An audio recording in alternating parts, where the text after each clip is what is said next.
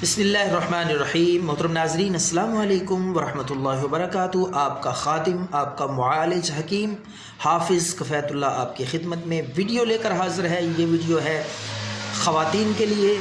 जो औरतें लेकोरिया की बीमारी में मुब्तला हैं, जो कि इंतहाई तकलीफ़ दे मुज़ी मर्ज़ है, जो अंदर ही अंदर से औरतों को खोखला कर देता है, कमज़ोर कर देता है और मुख्तलिफ़ की बीमारियाँ, दर्दें, कमज़ोरियाँ, पट्ठों का खिंचाव, ये मुख्तलिफ़ बीमारियाँ लकोरिया के नतीजे में लाहक हो जाती हैं। तो लकोरिया का बेहतरीन सादा सा इलाज और 1 रुपया भी नहीं लगेगा, मुफ्त का इलाज गारंटी के साथ और पूरे दावे के साथ। इंशाअल्लाह आप हैरान होंगे। ये इस्तेमाल करके चुटकला, ये घरेलू टोटका इंतहाई मुअस्सर है लेकोरिया के लिए। तो नाज़रीन, आपने क्या करना है, जामन की गुठलियाँ लानी है। जामन की गुठलियाँ ला के आपने उनको पहले छिलका उतार के खुश्क करना है।